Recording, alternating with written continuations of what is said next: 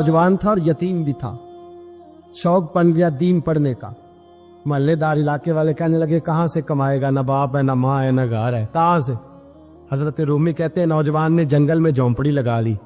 वहां वो सुबह मदरसे जाता, शाम को जंगल में रहता, वहां अल्लाह अल्लाह करता, सबक याद करता।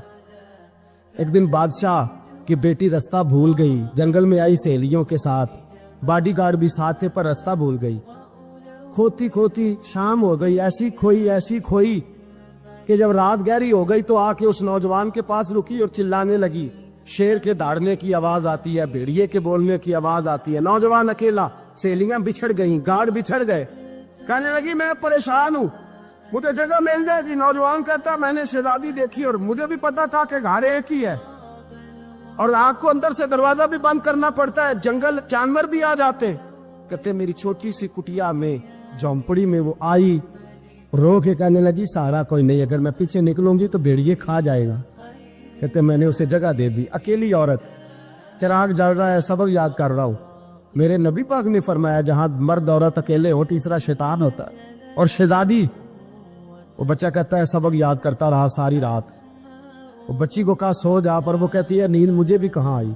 ऐसे मौकों पर नींद, सारी रात सबक याद करता। थोड़ी थोड़ी देर के बाद चिराग जलता तो उस पर उंगली रखता, हाथ जलता तो पीछे खींच ले, फिर दूसरी उंगली रखता। थोड़ी देर के बाद जलता तो खींच ले, हाथ सारा जल गया।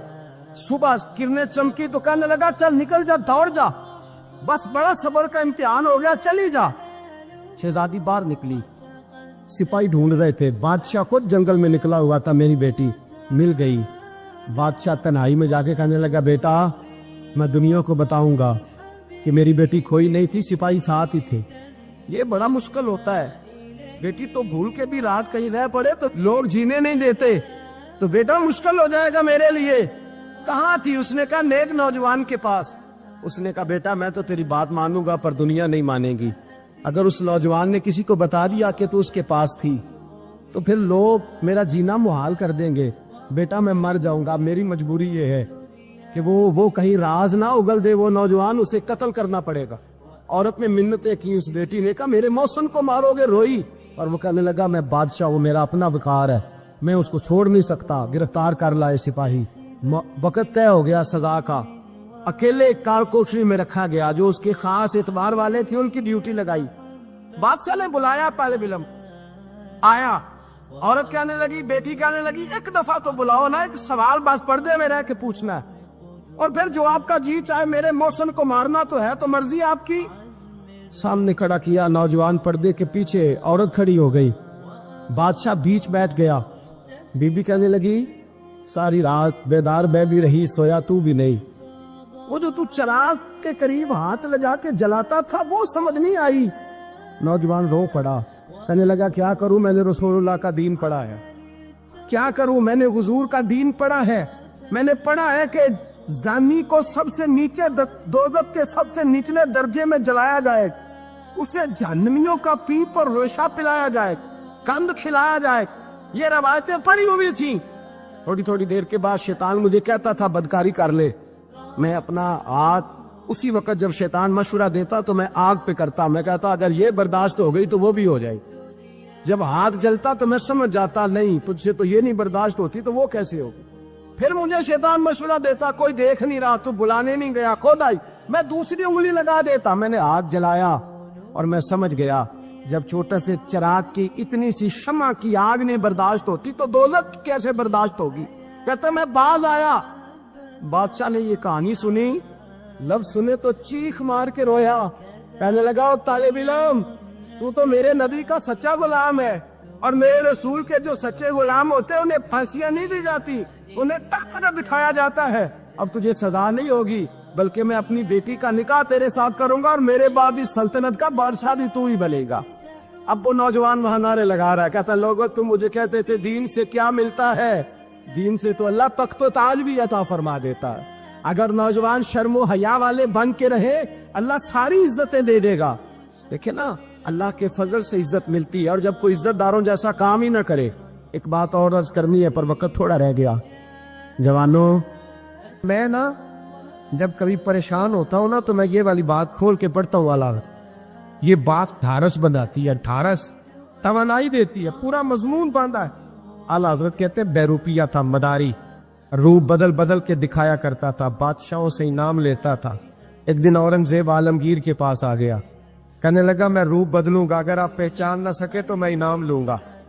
آپ نے فرمایا میں کوئی ایسے ویسا بادشاہ نہیں, کہا مجھے دھوکہ دینا مشکل ہے. کہا نہیں, میں روپ بدلوں گا. حضرت اورنگزیب عالمگیر بڑے نیک بادشاہ گزرے, بڑے پرہیزگار. وہ بیروپیہ کہنے لگا میں روپ بدلوں گا, آپ نہیں پہچان سکیں گے. فرمایا چل جتنا تیرے اندر زور ہے لگا لے.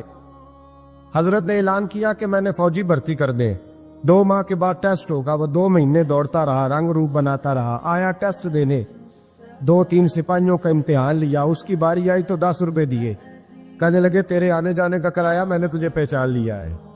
کچھ دنوں کے بعد جانے لگے سفر پر, تو بھکاری آ گئے خیرات مانگنے. اس نے بھی سارے منہ پر سیاہی مال لی, کپڑے پھاڑ لیے, سر کے بال مڈا لیے, پگے تک کٹا لی, بدرنگ ہو کے آیا. کاسا آگے کیا تو حضرت نے 10 روپے ڈالے, کہنے لگے تیرے آنے جانے کا کرایہ میں نے پہچان لیا ہے.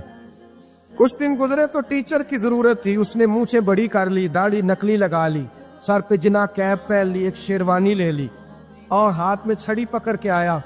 کہنے لگا میں استاد ہوں, 2-4 بندوں کا امتحان لیا, اس کی باری آئی تو 5 روپے دیے, 10 روپے دیے, کہا تیرا کرایہ میں نے پہچان لیا.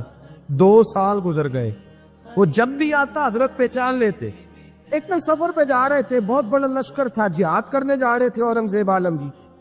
تو دیکھا ایک پہاڑی ہے, پہاڑی پہ لوگ جا بھی رہے ہیں آ بھی رہے. اورنگزیب عالمگیر پوچھنے لگے یہاں کیا ہے؟ کہنے لگے بابا جی بیٹھے ہیں دعا کرتے ہیں, اللہ کے نیک بندے ہیں. اورنگزیب کہنے لگے یار پرانے لوگ سارے ہی اللہ والوں کو مانتے, یہ بھی مصیبت آئی ہے جتنی نہیں آئی ہے, سارے لوگ ہی مانتے. کہنے لگے ذرا میں دعا نہ کرا لوں, بچے کام جا رہا ہوں. اورنگزیب بادشاہ تھے, بادشاہ لوگ نازک مزاج ہوتے ہیں. گھوڑے سے اترے, بڑی مشکل سے پہاڑی پہ چڑھے, اوپر گئے تو لائن لگی ہے, بابا جی غار میں بیٹھے. کہنے لگے میں نے ملنا, میں اورنگزیب ہوں. انہوں نے کہا ہمارا بابا اس طرح کا پیر نہیں کہ امیر آئے تو رنگ اور ہو, غریب آئے تو اور ہو, یہاں اگر ملنا ہے تو لائن میں لگ جاؤ, سب ایک جیسے. اب لائن میں کھڑے ہو گئے, 50 آدمی آگے تھے, کہتے ہیں 51واں نمبر تھا. تھک گیا دھوپ میں کھڑا کھڑا. جب میں پہنچا غار کے دانے تو میں نے بابا جی کے چہرے پہ نظر ڈالی تو بڑا نورانی چہرہ, بڑی خوبصورت لب و لہجہ. میں نے کہا میرے جیسا آدمی بھی پگڑی باندھ لے تو اچھا لگنے لگ جاتا ہے, بڑا خوبصورت انداز. کہتے ہیں میں ان کے پاس اتحیات کی حالت میں بیٹھ گیا. میں نے کہا حضور میں جا رہا ہوں جہاد کرنے, دعا کرنا. بزرگوں نے ہاتھ اٹھائے, اللہ اس کی مدد فرما, دین کو غلبہ عطا فرما, اسے دین کا سچا پکا سپاہی بنا. پھر تھپکی دی, 2-4 نصیحتیں نکال ڈالی. دیکھنا ظلم نہ کرنا, زیادتی نہ کرنا, جب تم جیت کر نہ کرنا, غرور نہ کرنا, نصیحتیں بھی کر دی. کہتے ہیں اب جب میں اٹھا تو 2-4 دینار بطور نذرانہ مسلح کے نیچے رکھے, اور الٹے قدم جب میں غار سے اترا انہوں نے رومال جاڑا اور اٹھ کے کھڑے ہو گئے. کہنے لگے آج نہیں تو نے پہچانا, آج نہیں تو نے پہچانا, میرا انعام بنتا ہے, آج نہیں پہچانا, لا پیسے. اورنگزیب کہنے لگا یار تو نے حد کر دی, کہاں چڑھا کہاں کھڑا رہا, دھوپ میں تھک گیا, کمال کر دی بھائی تو نے. پتا تو کیا لے گا, اب تو جلدی بتا, وہ کتنے لوگ پیچھے دھوپ میں کھڑے ہیں, لشکر سارا کھڑا ہے, کیا لے گا؟ اس نے کہا سب سے قیمتی ہیرے وہ ہے جو تیرے سر کے تاج میں لگے ہوئے, مجھے تیرا تاج چاہیے. او بھائیو سننا اور یاد رکھنا, میرے اعلیٰ حضرت کہتے ہیں بادشاہ نے سر کے اوپر سے تاج اتارا, بہروپیے کے قدموں میں رکھا اور کہنے لگے یہ لے, اور یہ تو تیرا مانگنے پر میں نے دیا ہے نا, میں واپس آتا ہوں تو آنا میں اپنی مرضی سے بھی تجھے دوں گا. تو نے اورنگزیب جیسے بندے کو دھوکہ دیا, آنا میں اس وقت بھی دوں گا. وہ دے کر بس بات ختم ہو گئی, حد ہو گئی. دے کر کہتے ہیں جب میں پلٹا نا واپس, بہروپیے نے آواز دی بادشاہ ٹھہر جا. تو میں نے پلٹ کے دیکھا تو کہنے لگے یہ اپنا تاج لے جا, اٹھا اور لے جا. میں نے کہا 2 سال بیت گئے تجھے محنت کرتے, آج قابو آیا تو لے جاؤ. کہنے لگا لے جا, مسئلہ سمجھ میں آ گیا. میں نے کہا مجھے بھی تو سمجھانا. کہتے ہیں وہ پھوٹ پھوٹ کے رویا, اس کی آنکھیں برس پڑی, سیلاب کی طرح آنسو بہہ نکلے, تڑپا اور رو کے کہنے لگا بادشاہ میں نے جھوٹ موٹ رسول اللہ کی غلامی اختیار کی تھی, جھوٹ موٹ کی داڑھی, جھوٹ موٹ کی پگڑی, جھوٹ موٹ کا فقر, میں نے جھوٹ موٹ نبی پاک کا لباس پہنا ہے, تو تیرے جیسے بادشاہوں کے تاج میرے قدموں میں آ گئے ہیں. अगर मैं सचमुच रसूलुल्लाह का गुलाम बनूंगा तो अल्लाह क्या कुछ अता फरमाए, अल्लाह कितनी नेमतों से नवाजे। मेरे आला क्या फरमाते हैं, आला हज़रत फरमाते हैं फरिश्ते भी करते हैं ताजीम मेरी। कौन जी? अल्लाह। ऐसा अकीदा भी कम मिलेगा जो बरेली के इमाम का अकीदा है, ऐसा भी कम। कहते हैं फरिश्ते भी करते हैं ताजीम मेरी। क्यों? फरमाने लगे फिदा होके उन पर ये इज्जत मिली।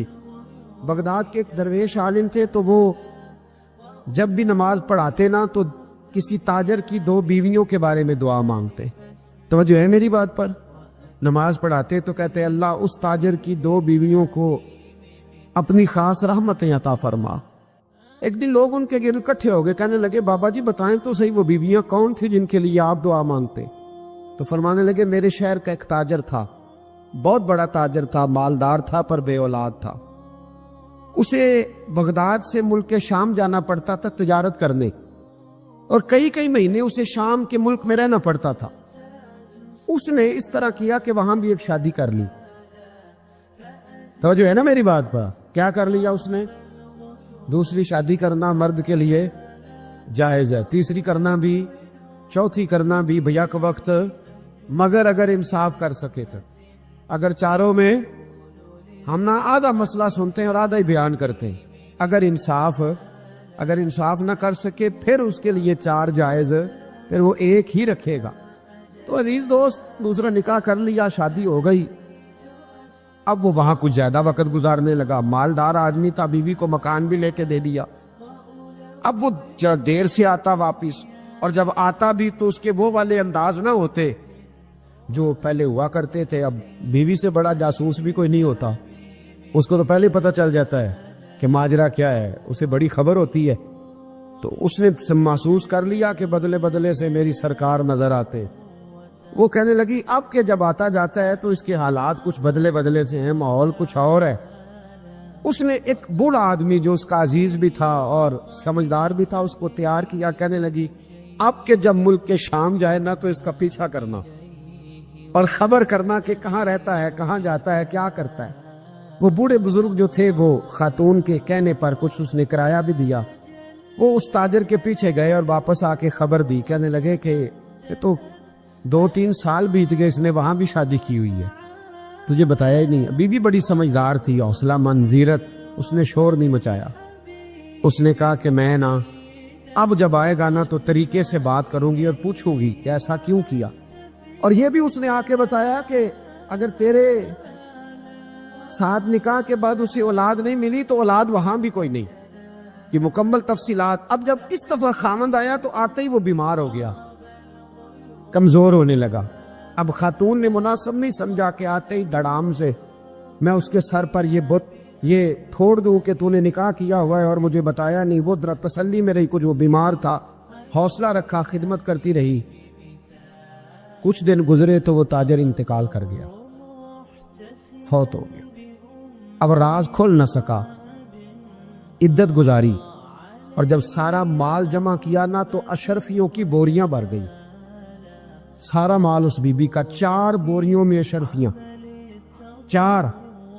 यहां तो पेट का दोज़ख है, माज अल्लाह भरता ही नहीं।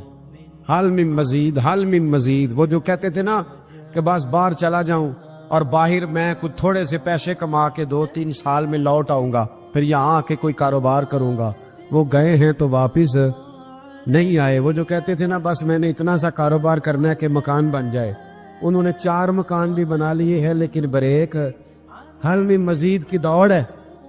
अब 4 बोरियां उस औरत ने छुपाए रखी। कोई बंदा नहीं जानता बगदाद में कि मुल्क के शाम में ताजर की दूसरी बीवी भी है। जब वो फारिग हुई तो उसने उस बूढ़े जासूस को फिर बुलाया और 2 बोरियां ऊंट पे रखी, खुद भी साथ बैठी और मुल्क के शाम गई। अल्लाह अकबर। वो बुजुर्ग कहते हैं मैं ऐसे नहीं दुआ करता। उसको जाके कहने लगी मैं अकेली वारिस नहीं हूं, आधे की वारिस तू भी है। मैं अकेली वारिस नहीं, ये तक़सीम विरासत है, आधी की वारिस तू भी है। तो रख अपने पैसे, मुझे पता है उसने निकाह किया था पर मुझे बताया नहीं था, तो रख अपने पैसे, मैं तुझे दे रही हूं, आधे तेरे हैं आधे मेरे हैं। उसने नजर उठाई तो रो पड़ी, कहने लगी नहीं अब ये सारे तेरे ही हैं, اگر تو اللہ سے ڈرتی ہے تو میں بھی رب سے ڈرتی ہوں، اگر تو مصطفیٰ کریم کا کلمہ پڑھتی ہے تو میں بھی اسی نبی کی ماننے والی ہوں۔ کہا بات کیا ہے، میرا کیوں ہے سارا؟ تو وہ خاتون کہنے لگی وہ 2 سال 3 سال سے میرے ساتھ نکاح تھا اور اس نے بتایا تھا مجھے کہ میری بیوی بھی ہے، اور میں غریب تھی تو میرے والدین کو بھی بتایا تھا کہ میری دوسری شادی ہے۔ یہ مکان اس نے مجھے لے کے دیا تھا، میرے تمام اخراجات وہ پورے کرتا تھا، نان و نفقہ کا خیال رکھتا تھا، لیکن اب کہ جب وہ آیا تو وہ بیمار تھا۔ اس نے مجھے بتایا کہ مجھے طبیب نے بتایا ہے کہ میں شدید بیمار ہوں، شاید بچ نہ سکوں۔ تو کہنے لگی وہ مجھے کئی لاکھ روپے بھی دے گیا اور جاتے دفعہ مجھے طلاق بھی دے گیا، فارغ کر گیا۔ کہنے لگا تو جہاں چاہے میرے بعد نکاح کر سکتی ہے، اور کہنے لگا میں چاہتا تھا پہلی بیوی کو بتا دوں، موقع نہیں بنا اور اس کا دل نہ ٹوٹے، بتا نہیں پایا، لہذا وہ مجھے ڈھیر سارے پیسے دے چکا ہے، سارا میرا حصہ مجھے پہلے سے دے چکا ہے۔ میری بہن اب یہ 4 بوریوں میں سے 2 میری نہیں بلکہ 4 کی 4 ہی تیری ہے، تو ہی اس کی حقدار ہے۔ تو بزرگ کہتے ہیں مجھے بتاؤ جن کے اندر اس قسم کے تقوی کی جھلک ہو ان کے لیے ہر نماز کے بعد دعا مانگنی چاہیے کہ نہیں مانگنی چاہیے؟ حضرت عمر کے زمانے میں نا ایک نوجوان تھا، نیک تھا، مسجد جایا کرتا تھا رات کو، تو مسجد جا رہا تھا تو رستے میں ایک عورت نے دعوت گناہ دی، ابن عساکر نے اس کو لکھا ہے۔ تو نوجوان تھا، خواہشات تھی، کچھ طبیعت مائل ہو گئی، ابھی ادھر جا ہی رہا تھا کہ کسی نے آیت پڑھ دی والی من خاف مقام ربی جنتان، جو رب کے سامنے کھڑے ہونے سے ڈرے گا اللہ 2 جنتیں دے گا۔ واقعی ڈر گیا، وہ واقعی ڈر گیا، اتنا ڈرا کہ بے ہوش ہو کے گر پڑا۔ بیماری سے لوگ بے ہوش ہوتے ہیں، پیسے ڈوب گئے بے ہوش ہوتے ہیں، بچے کے غم میں بے ہوش ہوتے ہیں۔ سچ بتاؤ کبھی خوف خدا سے بھی بے ہوش ہوتا کوئی دیکھا ہے؟ ہمارے ہاں تو روز مرہ ہی نہیں ہے بھائی، اور بڑی باتیں ہیں بے ہوش ہونے کی، ڈرنے کی، غش کھانے کی۔ بے ہوش ہو کے گر پڑا، بوڑھے باپ کو کسی نے بتایا بچہ بے ہوش پڑا ہے، اٹھا کے گھر لائے، گھر لا کے کہا بیٹا کیا ہوا؟ نوجوان ہے، چڑھتی جوانی ہے پر پاکیزہ بڑی ہے۔ کہنے لگا ابا جی گناہ کی طرف چلا گیا تھا پر میں نے آیت سن لی جو اللہ کے سامنے کھڑے ہونے سے ڈرے گا رب 2 جنتیں دے گا، میں ڈر گیا تھا، رب واقعی 2 جنتیں دے گا۔ باپ رو پڑے، ابا جی کی آنکھوں میں آنسو آئے اور کہا پتر اللہ بڑا مہربان ہے، اس کے وعدے سچے ہیں، واقعی 2 جنتیں دے گا۔ اس نے پھر ایک چیخ ماری اور اس طرح کی ماری کہ اس کی روح ہی پرواز کر گئی، روح پرواز کر۔ کشتگان خنجر تسلیم را، عشق کی خنجر سے قتل ہو گئے لوگ۔ صبح حضرت عمر کو پتا چلا کہ انہوں نے تو رات جنازہ بھی پڑھ دیا، تدفین بھی کر دی۔ جناب عمر فرمانے لگے اتنا نیک نوجوان خوف خدا سے دنیا سے چلا گیا، مجھے کیوں نہیں بلایا میں جنازہ پڑھتا؟ فاروق اعظم فرما رہے ہیں میرا شوق تھا میں اس کا جنازہ پڑھتا۔ کہ حضور آپ کو تکلیف نہیں دی؟ فرمایا بتاؤ قبر کہاں ہے؟ تے کامل پیر اونا دے باہو قبر جنا دی جیوے۔ حضرت فاروق اعظم قبر پہ تشریف لے گئے اور کھڑے ہو کے فرمانے لگے نوجوان مجھے امید ہے میرے رب نے تجھے 2 جنتیں دی ہوں گی۔ ابن عساکر کھول کے دیکھو تاریخ بغداد نے کیا لکھا ہے۔ حضرت سیدنا فاروق نے فرمایا امید ہے 2 جنتیں دی ہوں گی، قبر کے اندر سے بولا کامل پیرونا دے باہو قبر جنا دی جیوے، قبر کے اندر سے بولا۔ کہنے لگا حضور امید والی بات نہیں، رب کے وعدے سچے ہیں، اس نے واقعی مجھے 2 جنتیں عطا فرمائی، 2 جنتیں دی ہیں، میں نے اپنے مالک کو راضی پایا۔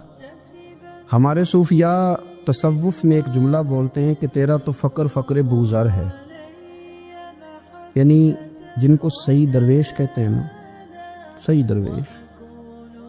مولا علی شیر خدا رضی اللہ تعالیٰ عنہ فرمایا کرتے 2 ہی تو بندے جو رب کے رستے میں کسی شے کی پرواہ نہیں کرتے۔ حضور کون سے؟ فرمایا ابو ذر غفاری ہے اور دوسرے علی المرتضیٰ ہے۔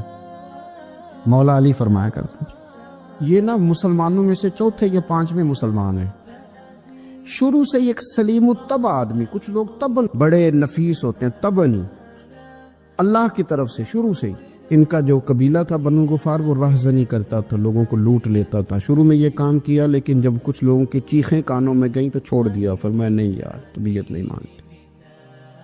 اور نبی پاک کا کلمہ پڑھنے سے پہلے ہی بتوں کی پوجا چھوڑ کے رب کی عبادت شروع کر دی.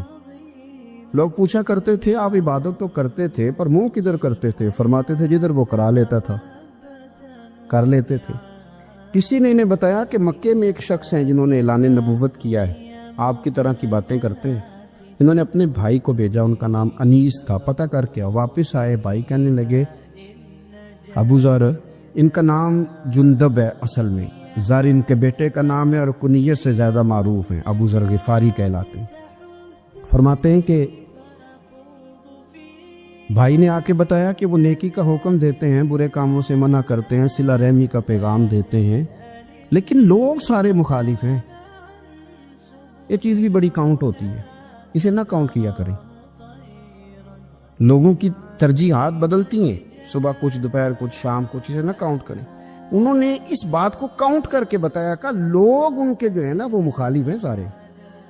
تو حضرت ابو ذر غفاری کہنے لگے مجھے تسلی نہیں ہوئی، میں خود جا کے پتہ کروں گا. کہتے ہیں مکہ شریف آیا تو کسی ایسے آدمی سے پوچھ بیٹھا، میں تو کچھ اور سمجھا تھا، وہ کچھ اور نکلا. مکے والوں نے بڑا مارا. مکے پہنچ کے پہلی جو چیز ملی وہ مار کھانے کی تھی. اب میں ڈرتے کسی سے پوچھتا ہی نہ، بھوک بھی بڑی تھی، رہنے کو جگہ نہیں تھی، حرم شریف میں لیٹا رہتا تھا. میرے نصیب دیکھو، مجھے ایک شخص نے آ کے ہلایا، کہنے لگے اگر مناسب سمجھے تو میں آپ کو دیکھ رہا ہوں کافی دیر سے، آپ کوئی پردیسی ہیں، آپ کا اپنا مہمان نہ بنا لوں. تو میں نے کہا آپ کا کیا نام ہے؟ کہنے لگے میرا نام ہے علی ابن ابی طالب. کہتے ہیں مولا کائنات گھر لے گئے، کھانا بھی کھلایا، جگہ بھی دی، سونے کو خدمت بھی کی، لیکن چونکہ میں تو پہلے ایک سے پوچھ کے مار کھا بیٹھا تھا، میں نے پوچھا نہیں میں کدھر آیا ہوں. رات رہے، اگلی رات بھی رہے، لیکن میں نے بتایا نہیں میں کس کام آیا ہوں. حضرت ابو ذر غفاری رضی اللہ تعالیٰ عنہ کہتے ہیں خود ہی مولا علی نے پوچھا بتا سکتے ہو کیسے آئے ہو؟ میں نے کہا راز رکھ لو گے. فرمایا بڑا کشادہ سینہ دیا رب نے مجھے. تو بات تو کر، کہنے لگے یار میں تو محمد مصطفیٰ کی زیارت کرنے آیا صلی اللہ تعالی علیہ وسلم. یہ بے نیاز لوگوں میں سے ہیں حضرت سیدنا ابو ذر غفاری. میں حضور کی زیارت کے لیے ہوں. حضرت علی کہنے لگے سویرے لے چلوں گا. انسان بزدل نہیں ہوتا، ہر انسان بزدل نہیں ہوتا، اور بلا وجہ ٹکراؤ کی پالیسی بنا لینا یہ بھی سیانے لوگوں کا کام نہیں. حکمت کے تقاضوں کے مطابق چلنا یہ بھی دلیر لوگوں کا ہی کام ہوتا ہے. حضرت مولا علی کہنے لگے صبح لے کے چلوں گا پر حالات ٹھیک نہیں. شرارتی لوگ ہر جگہ ہوتے ہیں، اگر کوئی شرارتیوں کا ٹولہ ملا نا جو کھڑا ہوگا جاسوسی کرنے کے لیے کہ حضور کی طرف کون کون جا رہا ہے، تو میں نیچے جھکوں گا جوتے کا تسمہ ٹھیک کرنے کے لیے. لیکن آپ نے نہیں کھڑے ہونا، آپ نے چلتے رہنا ہے تاکہ کسی کو شک نہ ہو. کہتے اس ترتیب سے حضرت علی مجھے لے کے گئے. میں حضور کی بارگاہ میں پہنچا. مولا علی کہتے ہیں بڑے بڑے لوگ سوال کرتے تھے پر یہ شروع سے سلیم الطبع تھے. مجھے کہہ لینے دینا، جنہوں نے ماننا ہوتا ہے وہ لمبے سوال کرتے ہی نہیں. مان جو لیا تو لمبے سوالوں کی ضرورت ہی کوئی نہیں. کہتے ہیں لوگ بڑے بڑے سوال کرتے تھے پر ابو ذر نے 2-3 باتیں پوچھی اور آگے جا کے کہنے لگے حضور ہاتھ بڑھائیں مجھے کلمہ پڑھائیں. نبی پاک صلی اللہ علیہ وسلم نے کلمہ پڑھایا. فرمایا باہر جا کے نا ابھی ذکر کرنا کہ تم مسلمان ہو گیا، یہ ماریں گے. عرض کی حضور انہیں مارنے دے، میں آیا بھی مار کھانے ہے، انہیں مارنے دے نا. پڑا فلک کو کبھی دل جلوں سے کام نہیں. دار دل بھی نے کہا تھا پڑا فلک کو کبھی دل جلوں سے کام نہیں، اور جلا کے راکھ نہ کر دوں تو داغ نام نہیں. ماری تو کھانے آئے ہیں، مارنے دے، کرنے دے، زور جتنا لگانا ہے لگانے دے. باہر جا کے اعلان کیا. مکے والوں نے مارا، اتنا مارا کہ بے ہوش ہو گئے. پھر کسی نے بتایا کہ تم نے گزرنا بھی ہے ان کے علاقے سے، بنو غفار سے، پھر ان کا پتہ بھی ہے یہ لوگ بڑے سخت ہیں. پھر چھوڑا. تپن بڑے جلالی تھے، زاہد مزاج تھے. فرماتے تھے کہ جو تمہاری ضرورت سے زیادہ ہے وہ سارا صدقہ کرو. کنز کے معاملے میں ان کا رویہ یہ تھا. صرف حضرت صدیق اکبر کو کچھ نہیں کہا انہوں نے، باقی حضرت عمر جیسے آدمی کو بھی کھڑا کر کے کہہ لیتے تھے یہ مال کیوں رکھا ہوا ہے خزانے میں، بانٹتے کیوں نہیں سارا. اور جناب عثمان غنی رضی اللہ تعالیٰ عنہ کے ساتھ تو باقاعدہ کئی دفعہ اس موضوع پر گفتگو کی. وہ کہتے تھے کہ جب اللہ کہتے ہیں قرآن میں کہ مال دولت جمع نہیں کرنی، تو وہ جو لوگ تھے وہ بھی بڑی شانوں والے تھے. وہ کہتے تھے کہ اللہ نے جب زکوٰۃ فرض کی تو مال جمع ہوتا ہے تو زکوٰۃ فرض ہوتی ہے نا. جب فطرانے کا کہا تو مال ہوتا ہے تو فطرانہ آتا ہے نا. تو آپ جو کہہ رہے ہیں وہ ٹھیک ہے، پر آپ اعلیٰ بات کر رہے ہیں تقوی کی، سارا بانٹو.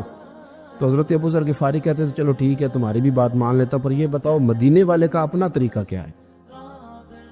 کہ بھئی حضور کا طریقہ تو وہی ہے جو آپ بتا رہے ہیں. تو فرمانے لگے پھر اس رستے نہ چلیں جو رستہ مدینے والے رسول کا ہے. اور حضور سے، نبی پاک سے عشق کرتے بڑا کھل کے. یہ صحابہ صفہ میں سے تھے. کلمے پڑھنے کے بعد چونکہ طبیعت جلالی تھی تو حضور نے بھیج دیا، فرمایا واپس جاؤ اپنے قبیلے میں تبلیغ کرو. واپس گئے، بھائی کو مسلمان کیا، والدہ کو مسلمان کیا، قبیلہ سارا مسلمان کیا، وہیں رہے. ہجرت مدینہ کے بعد آئے تبوک کے موقع کے قریب، اور حضور نے صحابہ صفہ میں رکھ لیا.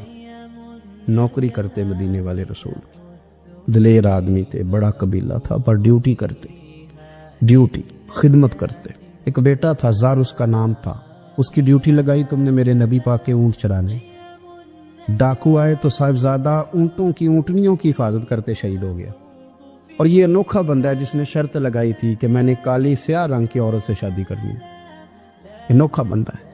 ایک بیٹی تھی، ایک بیٹا، بیٹا شہید ہو گیا. بیوی سے کہا تم نے نبی پاک کے گھر میں خدمت کرنی ہے، حضور کے گھر والوں، اور میں نبی پاک کی نوکری کروں گا.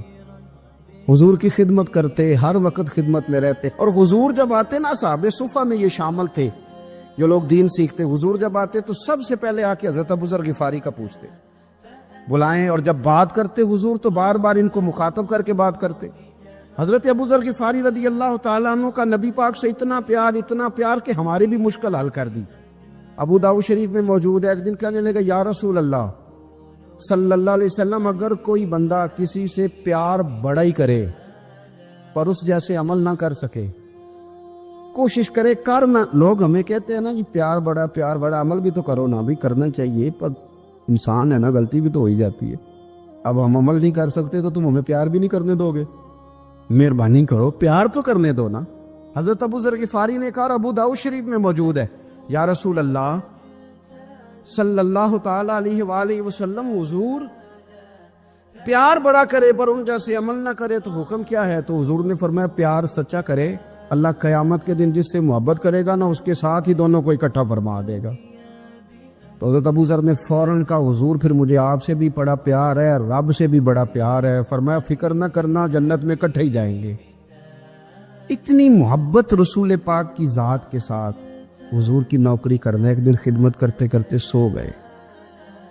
حضور مسجد میں آئے پتہ کرنے کہ ابو ذر آرام کر رہا ہے. یہ بھی مزہ ہوتا ہے، خیال رکھنا اپنے درویشوں کا، کیا کھایا کیا پیا، کہاں سوئے. حضور رات کو آئے، یہ سوئے ہوئے. فرماتے ہیں حضور نے میرا انگوٹھا ہلایا، میں اٹھ کے بیٹھ گیا، حضور بھی میرے پاس بیٹھ گئے. اور میں ابو ذر بڑا پیار کرتے ہو، سونے آپ کو پتہ ہی ہے. کہا یار تو بڑی نوکری کرتا ہے، ایک دن وہ بھی آئے گا جس دن تجھے میری مسجد اور میرے شہر سے جانا پڑے گا، پھر کیا کرو گے؟ تو عرض کی حضور کسی کی طاقت ہے مجھے آپ کے شہر سے نکالے؟ میں تلوار نکال لوں گا. نبی پاک نے فرمایا تلوار نہ نکالنا، جہاں تمہیں بھیجا جائے چپ کر کے چلے جانا. حضور کب تک؟ فرمایا جب تک اللہ تیری اور میری ملاقات نہیں کرا دیتا، یعنی وصال تک. یہ واحد شخص ہیں کہ حضور کے وصال ظاہری کا وقت آ گیا تو فرمایا کوئی میرے ابو ذر کو بلاؤ. جب یہ آئے تو حضور لیٹے ہوئے تھے، یہ جھکے نبی پاک کی طرف، حضور میں حاضر ہو تو حضور نے پکڑ کے سینے کے ساتھ لگا لی. میرے رسول پاک صلی اللہ علیہ وسلم کی خدمت میں ایک دفعہ عرض کرنے لگے حضور مجھے صوبے کا گورنر بنا دے. تو نبی پاک نے فرمایا ابو ذر میں عہدے پسند نہیں کرتا، تو تمہیں بھی میں کہتا ہوں عہدہ نہ لینا، تمہیں بھی کہتا ہوں عہدہ نہ لینا. فرمایا ابو ذر میں جو چیز اپنے لیے پسند کروں گا تمہیں بھی اسی کا مشورہ دوں گا. تم بندے اچھے ہو پر یہ کام تمہارے بس کا نہیں ہے. بڑے زاہد آدمی. میرے رسول کریم صلی اللہ تعالی علیہ وآلہ وسلم نے ان کے بارے میں فرمایا جس طرح نبیوں میں حضرت عیسیٰ علیہ السلام ہوئے. حضرت عیسیٰ دیکھیں نا، انبیاء میں اللہ تعالیٰ نے ہر قسم کی عظمت نبیوں کو دی. جناب سلیمان علیہ السلام کا تو تخت بھی ہوا میں اڑتا تھا، جن تک تابع دار تھے. اور نبیوں میں حضرت عیسیٰ بھی ہیں جن کے پاس گھر بھی کوئی نہیں، شادی بھی کوئی نہیں کی، اینٹ سرانے رکھ کے تکیہ بناتے. ایک ان کے پاس کنگھی تھی اور ایک پیالہ تھا. دیکھیں جو بندہ نیک ہو نا وہ بھی نیک ہیں, اللہ کے نبی ہیں. آپ اپنا تقوی مسلط نہیں کریں گے, جو وہ کر رہے ہیں وہ بھی مخلص ہو کے کر رہے ہیں. حکومتیں جو چلانی ہیں تو وہ کس نے چلانی ہے؟ اگر نیک بندے نہیں آئیں گے تو غلط لوگ آئیں گے, قوموں پہ ظلم کریں, وہ بھی اپنی جگہ ٹھیک ہے. لیکن یہ جو کر رہے ہیں یہ بات بھی اپنی جگہ بالکل ٹھیک ہے. ہم پتہ کیا کرتے ہیں, ہم چیزوں کو مسلط کرتے ہیں, ایک دوسرے پر مسلط نہیں کرے چیزوں کو. آپ جو کر سکتے ہیں, جو رستہ آپ کو صحیح لگتا ہے اختیار کر لیں. یہی تو ہمارے دین کا حسن ہے, یہ سارے رستے واضح کر کے ہمیں دکھاتا ہے. حضرت عیسیٰ علیہ السلام نے ایک دن دیکھا کہ ایک بندہ نا انگلیوں کے ساتھ اپنے بال سیدھے کر رہا ہے, تو آپ نے فرمایا یار کنگھی کے بغیر بھی کام چل سکتا ہے. کنگھی بھی خیرات کر دی. دیکھا ایک بندہ ہاتھ کا تکیہ بنا کے لیٹا ہے, تو فرمایا اینٹ بھی دے دو, کسی کے کام آ جائے. ایک دن دیکھا کہ ایک بندہ نا یوں چلو میں پانی پی رہا ہے, فرمایا پیالہ بھی رہنے دو, اس کے بغیر بھی کام چل ہی جاتا ہے. جناب عیسیٰ کا یہ زہد تھا. میرے نبی پاک علیہ السلام نے فرمایا جس نے جناب عیسیٰ کا زہد دیکھنا ہو وہ میرے ابو ذر غفاری کو دیکھے. ان کو دیکھے, یہ دنیا میں جناب عیسیٰ کے زہد کے مطابق چلتے پھرتے ہیں. ساری زندگی دولت کو, مال کو پسند نہیں کیا. جہاں رہتے تھے ایک گورنر صاحب نے 300 دینار تحفے میں بھیجے. تو ایک ہوتا ہے نا بندہ کہتا ہے نہیں ضرورت نہیں. اور حضور سید عالم صلی اللہ علیہ وسلم نے حضرت عمر سے فرمایا تھا جو خود بخود آ جائے وہ قبول کر لو اللہ کی طرف سے. لیکن ان کا رنگ فقیری والا تھا اور تھوڑا انوکھا تھا. 300 دینار آئے تو فرمانے لگے اسے جا کے کہو تمہیں کوئی اور بندہ نہیں ملا دھوکہ دینے کے لیے, میرے گھر ہی مال بھیج دیا ہے. فرمانے لگے میرے پاس گدھا ہے سواری کرنے کے لیے, میرے پاس بکریاں ہیں دودھ پینے کے لیے, میرے پاس ایک چادر اضافی ہے سامان میں سے, میں تو ڈرتا ہوں کہ رب کہیں اس چادر کے بارے میں سوال نہ پوچھ لے, اور تم ہو کہ میرے پاس یہ لے کے آئے ہو. حضرت عثمان غنی کے پاس جا کے کہا کرتے کتنا لوگوں کے پاس پیسہ آ گیا ہے, ہر بندے کے گھر میں مال ہے, یہ کیا ہو رہا ہے, لوگوں سے کہیں خرچ کریں غریبوں پہ. عثمان غنی فرمانے لگے تمہیں تو خوش ہونا چاہیے کہ میرے دور میں لوگ خوشحال ہو گئے. آپ فرمانے لگے نہیں, وہ والا رنگ زیادہ بہتر ہے جو مدینے والے نے اختیار فرمایا, کیونکہ کچا رنگ للاری والا چڑھدا تے لیندا رہندا عشق تیرے دا رنگ محمد, جدوں چڑھ جائے پھر نہیں لیندا. آپ کی طبیعت کے اندر دولت سے بیزاری. حضرت ابو درداء, حضرت ابو موسیٰ اشعری, حضرت ابو ہریرہ رضی اللہ تعالی عنہ, یہ سمجھ لیں ان کے کلاس فیلو تھے, ان کے ساتھ پڑھا تھا انہوں نے. حضرت ابو ذر غفاری ان پر بھی جلال کرتے. آپ یقین کریں کہ طبیعت نا ایسے کیف میں آ گئی ان کو پڑھ کے. ان کو پڑھا جب کچھ دنوں سے تو کچھ انوکھا, یہ انوکھی وجہ ہے, سارے زمانے سے نرالے ہیں. یہ بندے کون سی بستی کے یار اب رہنے والے ہیں, یہ کس طرح کے لوگ ہیں, کیا سوچ ہے. حضرت ابو درداء رضی اللہ تعالیٰ عنہ کے گھر کے قریب سے گزرے تو حضرت ابو درداء مکان بنا رہے تھے. کیا جملہ کہا, تڑپ گئی روح. فرمانے لگے ابو درداء تجھ سے مجھے یہ امید نہیں تھی یار. فرمایا کیا ہوا؟ فرمانے لگے اب تیرا مکان بنانے کے لیے بھی اللہ کے بندوں کی پشتوں پر اینٹیں رکھی جائیں گی. تیرا مکان بنانے کے لیے رب کے بندوں کی پشتوں پر اینٹیں تیرے لیے. حضرت ابو درداء نے گردن جھکا لی. فرمایا یار جہاں تو ہے نا تو بالکل ہی ٹھیک کہتا ہے. کیوں؟ میرے نبی پاک صلی اللہ علیہ وسلم نے فرمایا اس زمین کے اوپر اور آسمان کے نیچے ابو ذر غفاری سے سچا بندہ کوئی نہیں, ان سے زیادہ سچا کوئی نہیں. فرمایا تو ٹھیک کہتا ہے یار, صحیح کہتا. حضرت ابو موسیٰ اشعری رضی اللہ تعالیٰ عنہ کو گورنر بنا دیا گیا عراق کا. اب حضرت ابو موسیٰ اشعری صحابہ میں ایک بڑے جلیل القدر صحابی ہے, اور ان کی عظمتیں, رفعتیں, بلندیاں کیا کہنا, بڑی گہری دوستی تھی. لیکن جب وہ گورنر بن گئے نا تو آپ نے فرمایا بس بھئی اب تو نے عہدہ لے لیا ہے, یہ بندے کو ٹھیک نہیں رہنے دیتی تھی, اب تو عہدے میں چلا گیا. بڑی مدت کے بعد ملاقات ہوئی حضرت ابو موسیٰ اشعری کے ساتھ. وہ دوڑ کے آئے حضرت ابو ذر غفاری کے گلے ملنے, میرا بھائی میرا بھائی. فرمایا پیچھے ہٹ جا, میں نہیں تیرا بھائی, تو گورنر ہے, میں غریب آدمی ہوں, اپنا کام کر. پھر دوڑ کے آئے. فرمایا ابو ذر تو میرا بھائی ہے یار, اکٹھے پڑھتے تھے حضور. فرمایا نہیں جا, تو نہیں میرا بھائی. پھر آئے.